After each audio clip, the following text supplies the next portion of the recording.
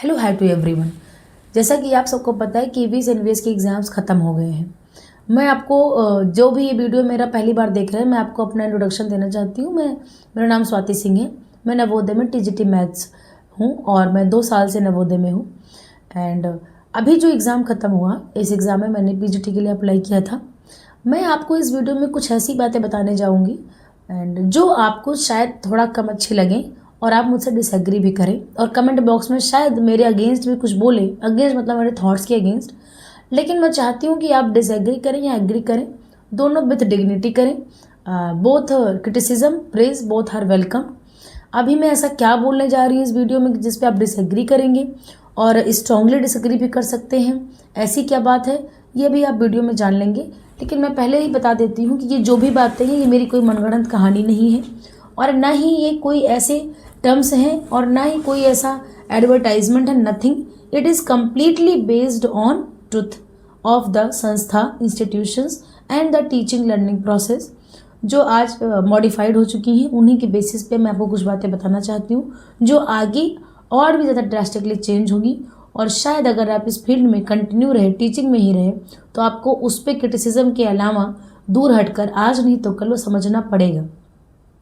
अभी मैं आपको सबसे पहले बता देना चाहती हूँ कि मेरी जो ऑडियंस है, मैं ये एक्सपेक्ट करती हूँ कि मेरी जो ऑडियंस है वो टीजीटी पीजीटी की मैक्सिमम ऑडियंस है। पीआरटी की थोड़ा कम है शायद। एंड अगर वो भी है फिर भी आप लोगों में से मैक्सिमम लोगों ने बीएड किया है। बीएड करने के बाद सीटेट 1 सीटेट 2 दिया है। ये दोनों एग्ज़ाम देने के बाद आपने एनईपी पढ़ा है। एनईपी 2020 को कुछ ने डिटेल में पढ़ा होगा, कुछ ने थोड़ा बहुत पढ़ा होगा, लेकिन बीएड तो सबके ने पढ़ा होगा। बट यहाँ पे जो गेम चेंजिंग है वो है एनईपी 2020 और एनसीएफ अभी जो आया अभी रिवाइज होकर 2023 में, दोनों के बेसिस पे अभी मैं जो भी आपको बताऊंगी वो होगा backed with the process of NEP, backed with the training which I got in Navodaya. सारी चीज़ों को बैक करके और बिल्कुल बिल्कुल बैक्ड होकर उनसे नॉलेज से, और जो चेंजेस आने वाले हैं आगे भी और जो हुए हैं इनका रीज़न क्या है ये थोड़ा सा आप इस वीडियो में जान लेंगे तो आपको एक आइडिया मिल जाएगा कि आगे और भी क्या बदल सकता है टीचिंग लर्निंग में, टीचिंग एग्ज़ाम्स में।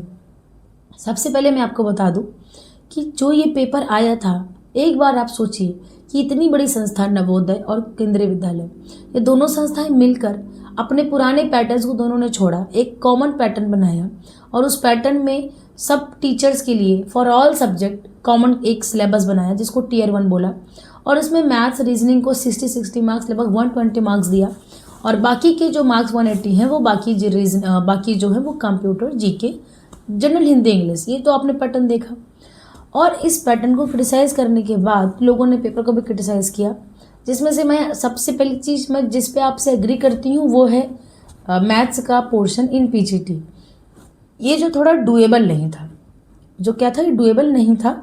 क्योंकि मैं ऐसा मैं क्यों कह रही हूँ, क्योंकि ये पेपर आप चाहे साइंस वालों से पूछ लीजिए, चाहे मैथ्स वाले से पूछ लीजिए, चाहे जिससे पूछ लीजिए, इसमें कोई नहीं बोलेगा कि ये डुएबल था। अगर ऐसा है तो मतलब कि ये एज पर पैटर्न भी ये अपने आप को जस्टिफाई नहीं कर पाया। लेकिन अगर पैटर्न की मैं बात करूँ तो पैटर्न कहाँ से ऐसा आया, इसकी प्रेरणा कहाँ मिली, ये सोर्स कहाँ था, क्यों ऐसा पैटर्न बना, मैं इसको बताने के लिए मैं आपके सामने एक वर्ड यूज़ करूँगी जिसको आपको पता होगा, होलिस्टिक डेवलपमेंट 360 डिग्री।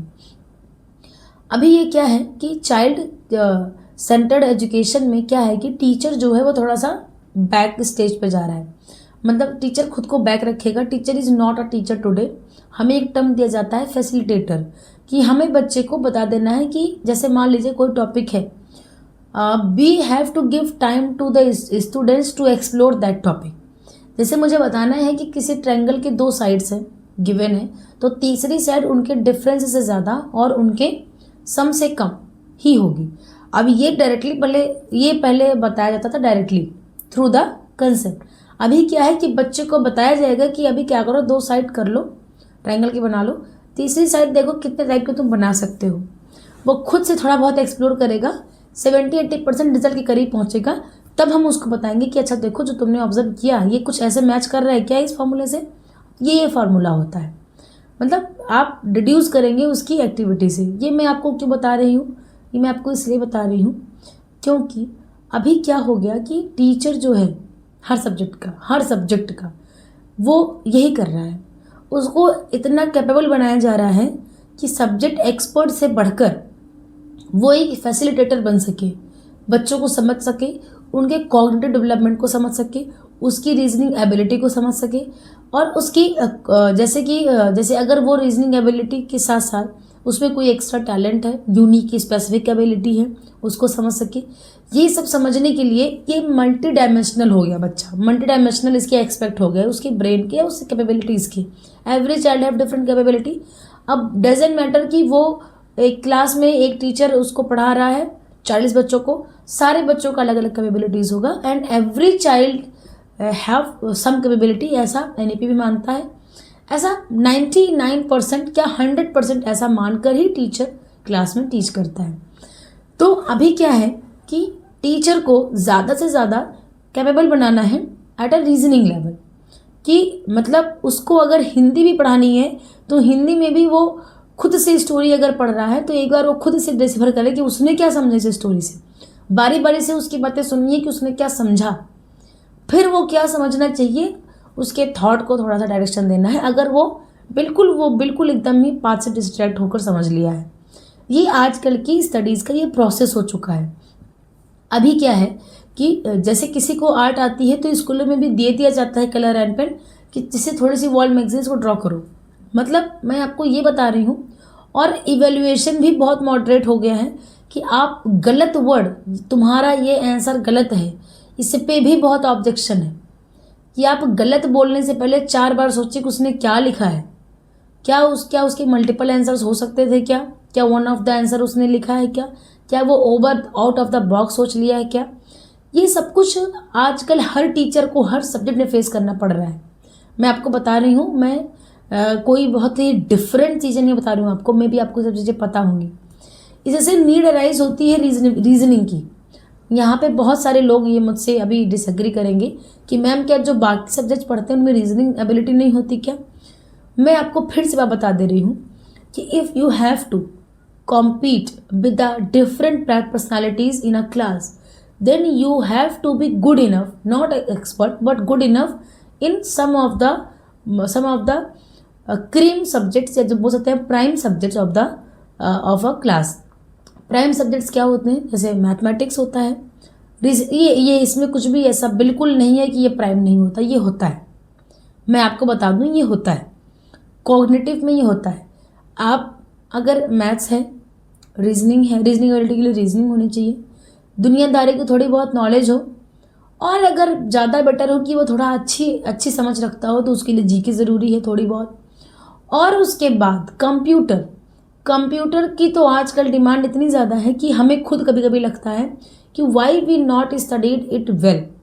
मतलब literally we lack in computer. When we lack in computer we instantly feel regret कि why still we are ignoring this is a digital literacy, we have to learn this. तो इसलिए तो computer पूछा गया। General Hindi, general English communication के लिए पूछा गया, इसलिए इसका वेटेज भी कम था। ये था पूरे पैटर्न का सार कि पैटर्न क्यों आया। अभी मैं इसके बाद आपको बताती हूँ कि आगे और भी क्या हो सकता है। सबसे पहले टीचिंग अभी तक बहुत ही अंडररेटेड जॉब में थी। Teaching was very underrated job in terms of social expect. Society इसको बहुत ही अंडररेटेड दिखती थी, but this is the fact that this is the most strong pillar of a society, of a country end of generation. अभी क्या है कि अगर teacher आपका कमज़ोर है तो पूरी की पूरी एक जनरेशन आप वीक प्रोड्यूस कर देंगे if you have a weak teacher. ये बिल्कुल फैक्ट है, इससे हम भी एग्री करते हैं। अभी तक स्कूल लेवल पे हमने जो सब्जेक्ट्स को, जिस सब्जेक्ट में हमें बहुत अच्छा टीचर, अच्छा बुरा तो हम बोलते नहीं हैं ऐसा, लेकिन जो सब्जेक्ट हम बहुत अच्छे से नहीं समझे आज भी हम उससे प्रॉब्लम फेस करते हैं क्योंकि हमारा बेस उसमें हिला हुआ है। सीधी सी बात है। तो टीचिंग का एग्ज़ाम अगर आपको लगता हो कितना डिफ़िकल्ट क्यों हो रहा है तो आप टीचिंग की सैलरी को प्लीज़ एक बार देखिएगा। टीचिंग की सैलरी जो है प्रेजेंट टाइम में, वो सैलरी बहुत मतलब प्रोफिशिएंट सैलरी, अच्छी सैलरी मानी जाती है। आपको इन हैंड जो भी मिलती है 70,000 आपको सैलरी मिल रही है इन हैंड। बाकी आपके सारे जो भी कट रहे हैं वो तो छोड़ के इंक्रीमेंट आपका कंटिन्यूस हो रहा है। दूसरी चीज़, अभी 8th पे कमीशन आने के बाद शायद सैलरी और ज़्यादा हाइक कर जाए। एंड उसके बाद इस इतना सब कुछ होने के बाद जो सबसे मेन थिंग ये है कि ये जो जॉब है इसकी प्रेस्टीज जो डिक्रीज हुई है ये इसको इंक्रीज होना ही होना है। और प्रेस्टीज को इंक्रीज करना हमारी सोसाइटी के लिए बहुत ज़रूरी है। टीचिंग प्रेस्टीज को डाउन करने का मतलब है कि you are degrading your education. Education को डिग्रेड करने का मतलब है you are degrading everything in your country. तो अभी मैं यहाँ पे जो भी चीज़ें बोल रही हूँ ये सब आपको हाइपोथेटिकल लगेंगी, लेकिन अभी मैं आपको पहले वार्न कर दे रही हूँ टीचिंग के एग्ज़ाम्स और भी डिफ़िकल्ट होंगे। मैंने एक दो कमेंट्स देखे जो मुझे बहुत बुरे लगे, बिल्कुल अच्छे नहीं लगे मुझे कि ये टीचिंग का एग्ज़ाम है कि यूपीएससी का एग्ज़ाम है। एक कमेंट था, बाकी भी हम नॉर्मली भी हम बोलते हैं कि टीचिंग है कि यूपीएससी इतना डिफ़िकल्ट पूछ रहा है, ये टीचिंग है कि यूपीएससी हमसे इतना सब्जेक्ट पूछ रहा है। ये मैंने बातों में भी सुना है, लोग नॉर्मली भी बोलते हैं। लोग ऐसे ही बोलते हैं अरे भाई टीचिंग है या कोई तुम आईएएस पीसीएस हो गए हो, टीचर ही तो हो। लोग ये भी तो बोलते हैं टीचर ही तो हो कि तुम कोई मतलब यहाँ पे जो है कि तुम्हारे अंडर में कोई बहुत बड़ा मतलब इनकम टैक्स ऑफिसर हो गए हो। आप इनकम टैक्स ऑफिसर का पे स्केल देखिए कितनी है और एक बार टीचर की पे स्केल देखिए। आप एसएससी का पूरा निकाल डालिए पे स्केल कितनी है। लेवल 7 कहाँ से शुरू होता है, बेसिक 44,900 वो कहाँ पे कर रहे हैं और टीचर की सैलरी क्या है इसको आप देखिए। ये टीजीटी की सैलरी है बेसिक पे 44,900 और एसएससी में देखिए कितने हायर पोस्ट पे जाके बेसिक होता है। तो if you are excluding corruption, जो सच बात है, एक्सक्लूडिंग 2 नंबर का धंधा जिसको आप नॉर्मली बोलते हैं, इसको आप थोड़ा साइड में रखकर देखेंगे तो आपको फील होगा कि टीचिंग को in terms of everything higher position दी गई।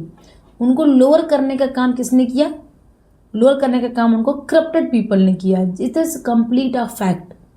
अगर आप सैलरी भी देखेंगे तो सैलरी का डिफरेंस एक रिसर्चर में, एक प्रोफेसर में, एक डॉक्टर में और एक आईएएस में सेम होता है। लेकिन अभी भी हमारी सोसाइटी ऐसी है, we accept, we praise a power a lord rather than talent. ये एक प्रॉब्लम है। एंड टीचर तो बहुत ही डेलिकेट जॉब है क्योंकि ये डील करते हैं विथ स्टूडेंट्स। तो ये जो सोशल नॉर्म्स के थ्रू ये जो एक वीक टाइप का एक इमेज बना दी गई है, इसी से क्या होता है कि गुड पीपल जो है वो इसमें रहते नहीं हैं। एक जो टैलेंटेड पर्सन है उसको इंफीरियरिटी फील कराने का काम हमारी सोसाइटी करती है। Our society made teaching job very very downgraded job. ये बहुत ही फैक्ट है। आप अगर किसी से बोलो कि टीचर हूँ तो वो आपसे ज़्यादा देर तक बात नहीं करना चाहेगा। उसे लगेगा हाँ ठीक है, nothing is very special in this profession. वहीं पे वो आपको लेखपाल ही बोल देगा ना, तो आप उससे पूछोगे अच्छा कौन से गांव में है, आप क्या क्या होता है। जबकि आप डिफरेंस बहुत है वहाँ पे, एजुकेशन की डिमांड की भी डिफरेंस बहुत ज़्यादा है। इनफैक्ट एक आईएएस की भी एक फॉर्म फिल करने के लिए आपको सिर्फ ग्रेजुएशन चाहिए, लेकिन एक टीचिंग का फॉर्म फिल करने के लिए आपको ग्रेजुएशन प्लस एक एजुकेशन डिग्री चाहिए बीएड की। और कहीं आप अगर पीजीटी के लिए पोस्ट ग्रेजुएशन के लिए अप्लाई कर रहे हैं तो आप पीजी चाहिए आपको, पीजी के बाद फिर आपको चाहिए बीएड। ये इतने नॉर्म्स जब हैं फॉर्म फिल करने के लिए, तो आप सोचिए कि ये कम मतलब मुझे तो कभी कभी समझ नहीं आता है कि ये सोसाइटी ने या हम इंडियंस की मेंटालिटी ने टीचिंग को इतना डाउनग्रेड किया। इसका यही रिजल्ट आया है कि आजकल हमारे यहाँ पे एजुकेशन का एम ही ख़त्म हो चुका है। एजुकेशन का एम किस लिए है वो अभी तक मुझे क्लियर नहीं हुआ कि अभी भी इंडिया में aim of education lacks a lot, aim lack करता है। मैं आपको फिर से बता रही हूँ, यूपीएससी से भी डिफ़िकल्ट अगर टीचिंग का पेपर कर दे और सैलरी तो यूपीएससी की भी फिक्स्ड है। अब वो उनको इतनी पावर मिलती है या वो उतनी पावर को फील करते हैं या सिस्टम में लूप होल है, जो भी है, we don't want to know that much about that post. लेकिन वो उनको उतना प्रेज क्यों मिलता है इसको आपको भी अच्छे से पता है। ये सैलरी नहीं है, मोर देन सैलरी है। टीचिंग को क्यों नहीं मिलता है ये भी आपको ही पता है कि सिर्फ सैलरी की बात नहीं है, लेस देन सैलरी है, क्योंकि पावर नहीं है। पावर मतलब क्या कि you don't have any right to exploit a person, simple सी बात है। पावर मतलब क्या समझते हो कि आपको वीक को एक्सप्लॉइट करने का या अपर को कंट्रोल में करने का आपके पास क्राइटेरिया नहीं है। ये होता है पावर, जो कि किसी भी तरह के डेलिकेट प्रोफेशन में like teacher, like doctors, like professors इसमें नहीं आते। और इसीलिए इनको बहुत ही लुक्रेटिव जॉब्स को हटाकर इनको बहुत ही ज़्यादा मतलब इनको बिल्कुल एकदम जैसे बोलते हैं कि इनएक्टिव प्रोफेशन में रख दिया गया है कि धीरे धीरे पढ़ते रहो बन जाओगे एक दिन प्रोफेसर। ठीक है, डॉक्टर्स में जाओ, ज़िंदगी भर पढ़ते रहो, डॉक्टर बन जाओगे। जिन प्रोफेशन को सबसे ज़्यादा प्रेज करना चाहिए था उनको हमने सबसे डिग्रेड कर दिया है। और now we are expecting that कि हम एजुकेटेड हो जाएंगे और हमसे ये ना पूछा जाए, हमसे वो ना पूछा जाए, तरह तरह की बातें। मैं आपको सच बता देती हूँ, अगर किसी भी कंट्री में, किसी भी सोसाइटी में, किसी भी जगह जो सबसे ज़्यादा डिफ़िकल्ट और जो सबसे ज़्यादा अच्छा पेपर बनना चाहिए और जो सबसे ज़्यादा ल्यूक्रेटिव ब्रांच होती है वो 2 ही 3 होती है। सबसे बेस्ट 2 होती है, एक टीचर, एक डॉक्टर। इनका एग्ज़ाम डिफ़िकल्ट तो डिफ़िकल्ट अच्छा होना चाहिए, डिफ़िकल्ट भी होना चाहिए और इनको होना चाहिए प्रॉपर एकदम मल्टीडिसिप्लिनरी होना चाहिए इनको, because they are directly dealing with the people. Doctor directly dealing with the multiple type of things, उनको तो बात ही मत करिए, मतलब वो तो मतलब बहुत ही ज़रूरी है। बिल्कुल हेल्थ, मतलब बिल्कुल जान का रिस्क है उधर। और इधर भी लाइफ का ही रिस्क है। वहाँ पे लाइफ का रिस्क है, इधर लाइफ बनने का रिस्क है। यहाँ पे आपने एक गलत थ्योरम पढ़ा दी, एक गलत टॉपिक बोल दिया, या आपकी थिंकिंग बहुत ज़्यादा मतलब इवॉल्व नहीं है, आपकी थिंकिंग से बैक्ड आपने कोई बात बोल दी एक क्लास में, and that fragile mind accepted that thought and you exploited a lot of people with your own fragile thoughts. आप अपनी एक मिस्टेक से 40, फिर अगेन 40, फिर अगेन 40, अगर जितने बैच आप पढ़ाओगे ये आप मतलब इतना ज़्यादा इफेक्टिव होता है a wrong statement and a right statement. तो आपको कुछ चीज़ें बहुत ज़्यादा समझनी चाहिए। टीचिंग प्रोफेशन अभी और डिफ़िकल्ट होने वाला है। डिफ़िकल्ट होगा तो ऑब्वियस सी बात है, सैलरी भी बढ़ेगी, सब कुछ बढ़ेगी, लेकिन इसको डिफ़िकल्ट जानबूझकर किया जा रहा है, आगे किया जाएगा और भी किया जाएगा। जब भी कोई संस्था कोई चेंज लाए तो आप उस चेंज को बहुत ध्यान से ऑब्जर्व करें। मैं ये मानती हूँ कि जो इंडिया में पीपल हैं इनके पास 60% से अब मोर देन 60% या मोर देन 70% पीपल के पास कॉग्निटिव एबिलिटी होती है to think, to emphasise and to brainstorm कि ये ऐसा क्यों हुआ या ये संस्था ऐसा क्यों कर सकती है। कोई भी संस्था बहुत सारे पैसे खर्च करके, वैकेंसीज निकाल के इनकेपेबल स्टाफ को लेना नहीं चाहेगी। उसका अपना ही ग्रोथ कम हो जाएगा। उसका अपना जो आउटपुट आ रहा है वो भी तो अपना एक आउटपुट निकालती है ना, अच्छे बच्चों को निकालती है, अच्छे रिजल्ट देती है। उनकी आउटपुट का क्या, वो क्यों चाहेंगे। अगर हमें कोई शो के लिए भी सामान रखने हैं तो हम सस्ता टिकाऊ अगर मान लीजिए चाहते भी हैं तो कौन ऐसा होगा जो चाहेगा कि एक्सपेंसिव तो हो बट टिकाऊ ना हो। ऐसा कौन चाहेगा भला, क्योंकि सिलेक्शन प्रोसेस इज़ एक्सपेंसिव। तो उसमें ऐसा कोई क्यों चाहेगा भला कि उस प्रोसेस के गुजरने के बाद भी उसके पास कोई ढंग के ऑप्शंस ना आए, ढंग के टीचर्स ना आए। ऐसा बिल्कुल नहीं है। अब ढंग के कैसे आएंगे, मैंने आपको बताया कि उनका एम ही नहीं है मास्टरी। उनका एम है ही नहीं मास्टरी, उनका एम है मल्टी डिसिप्लिनरी फैसिलिटेटर, जिसके लिए वो इस तरह के टीचर्स की डिमांड कर रहे हैं, इस तरह के सिलेबस चेंज कर रहे हैं। आगे और भी इसमें इवॉल्व होंगे चेंजेस।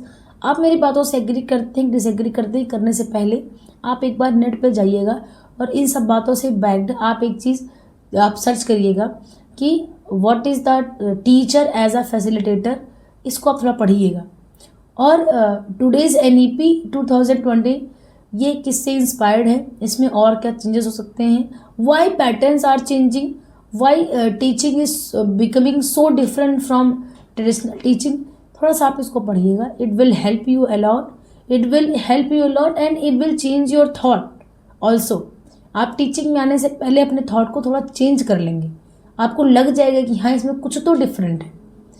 टीचिंग में आइए तो फिर टीचिंग को प्रेज करके उसको फुल प्रेस्टीज में लाकर और उसको एक प्रॉपर जो उसका एक ओहदा है, उस ओहदे को बरकरार रख कर आइए। ये लाइन तो मुझे अभी कभी पसंद नहीं आई कि कोई UPSC का एग्जाम थोड़ी है जो इतना हाई क्वेश्चन पूछ रहे हैं। Why UPSC need such intelligent people, why teacher not teach we don't need intelligent teachers, why we need intelligent officers, bureaucrats, why we don't need intelligent teachers. We will become a bureaucrat if we have intelligent teachers, we will become an intelligent doctor if we have intelligent teachers. हमें teacher intelligent ज़्यादा नहीं चाहिए, लेकिन हमें बाकी सारी post पर intelligent लोग चाहिए। How it can be possible? if we are expecting something from new generation, then we should provide some intelligent teachers, some multidimensional teachers, some multidisciplinary teachers, multitasking teachers we have to provide। और अगर कभी in future salary और अच्छी hike करके इनको और सुविधाएं देकर टीचिंग प्रोफेशन को जितना ज़्यादा ग्रूम करेंगे, कंट्री सोसाइटी उतना ज़्यादा डेवलप करेगी। ये फैक्ट है। आप इस बात से एग्री करते हैं तो अच्छी बात है, नहीं करते हैं तो भी ठीक ही है, अभी क्या कर सकते हैं। मैंने बस आपको एक ओवरव्यू दे दिया है कि जो भी इस वीडियो को देख रहा है वो अगर थोड़ा सा भी इस थॉट पे इम्फसाइज करेगा तो उसको समझ आ जाएगा कि वो क्या एक्सपेक्ट कर रहा था और आगे क्या होने वाला है, उसको प्रॉपर चीज़ समझ में आ जाएगी। और जिनको नहीं एग्री कर, मतलब जो नहीं एग्री कर रहे हैं इस बात से, थोड़े देर टाइम बाद जब वो धीरे धीरे पढ़ेंगे और पढ़ेंगे तो उनको समझ में आएगा मे बी ये सिस्टम में फेल्योर हो सकता है, इसमें भी प्रॉब्लम्स आ सकती हैं, but change is always needed. Today we don't have to provide knowledge, they have knowledge. We have to provide how to retain knowledge, how to explore knowledge, because they have AI, they have everything. We just have to make them self efficient, that how to explore knowledge। मुझे आज ये भी मुझे class में बताने की need पड़ती है कि आप छुट्टी में जा रहे हो, आप ये टॉपिक पढ़ना, तो ये यूट्यूबर से पढ़ना, ऑब्वियसली पढ़ेंगे यूट्यूब पे जाके। तो मैं वो भी बताती हूँ कि कौन कौन से यूट्यूबर्स की क्या क्या लिस्ट है, कि इधर उधर इस चीज़ ध्यान देना। अगर यूट्यूबर्स ऐसे पढ़ा रहा है तो इधर। नाउ टुडेज जनरेशन, हाँ ये बताते हैं कि आप यूट्यूब पे कंटेंट को कैसे फिल्टर करो, यूट्यूब पे कैसे फिल्टर करो कि कौन सा टीचर ठीक है, कौन सा टीचर नहीं ठीक है, ये भी हम बताते हैं क्लास। आपको लगता होगा कि ये तो एक पाप जैसा है कि मैं टीचर हूँ, मैं किसी और को क्यों रिकमेंड करूँ? Why not? हमें अकेली कमान नहीं रखनी है। बच्चा कई अपने तर्कश में कई तरह के तीर रखना चाहता है तो ये अच्छी बात है ना, रखना चाहिए उसको। हम ये भी बताते हैं बच्चे को कि अगर आप AI यूज़ कर रहे हो तो उसको कितना लिमिटेड तरीके से यूज़ करो, बिकॉज दे विल यूज़, उनको वो मिला है तो वो यूज़ करेंगे। We can not escape them from doing these things, they will do. बस हमें क्या करना है कि इसको राइट डायरेक्शन में मोड़ना है। हम बोलेंगे phone is beneficial, phone is not beneficial, और इसके लिए उनको फ़ोन देने से रोक देंगे, वो उनके लिए ठीक थोड़ी है। Because they are in a generation of digital era, they are in a digital era, वो इसको यूज़ करेंगे ही करेंगे, और उसको सही ढंग से यूज़ करना ज़्यादा बेटर है। हमारे टाइम पे बुक्स थी, जो भी थी, वो हमारा टाइम था, वो एक डिकेड पुराना टाइम था। 2025 चल रहा है, 26 चल रहा है, 2015-16 के आसपास मेरा क्लास 12 था, तो डिकेड हो गया एक। और ये डिकेड में चेंज जो है स्लो नहीं हुआ, एक स्टीप चेंज है। तो आप इसको ध्यान में रखिएगा। Thank you so much. मेरा बहुत मन था बताने का और मैंने बता दिया।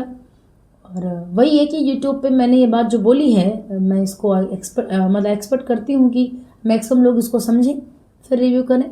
अदरवाइज़ मिलते हैं नेक्स्ट वीडियो में। Thank you so much.